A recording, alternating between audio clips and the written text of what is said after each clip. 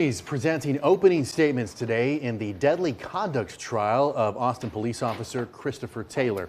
Taylor faces the charge in the 2019 death of Maurice Da Silva. And Taylor and another officer responded to Da Silva's downtown apartment following reports of Da Silva walking around holding a knife to his neck. Police shot and killed him inside the building. KXAN's Brianna Hollis just stepped out of the courtroom. Bree, first tell us the major arguments in this case.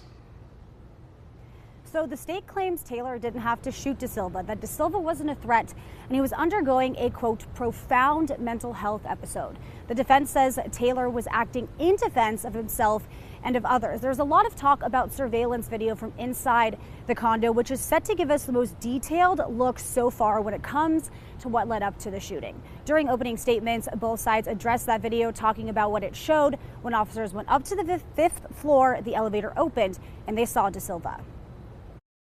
Faces towards them, he's lowered the knife to his waist. You're going to see that Maurice Da Silva is not trying to kill these officers.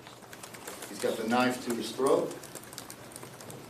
Over the next 3 seconds, he takes 2 steps toward the officers and levels the knife up. Maurice Da Silva was undergoing a profound mental health episode. That this was not a justified use of force. 3 seconds is the time that the officers had to make this decision. The time officers fired, Mr. Da Silva was 3 feet from Officer Crecia and about 5.5 feet from Officer Taylor. The trial's first witness, Da Silva's father, Denzel. A photo of Da Silva displayed during his testimony, where he discussed his son moving from Sri Lanka to America to pursue higher education. Da Silva was the middle child of the family. And how many kids did you have? I had 3. No, my son is gone. We also heard from people who called 911 about Da Silva's actions the day he was killed. There was a guy on the street holding a large butcher knife to his throat. Another caller lives in the condo and says he's had previous concerns about Da Silva's behavior, including a time he used a knife to etch an X into a neighbor's door.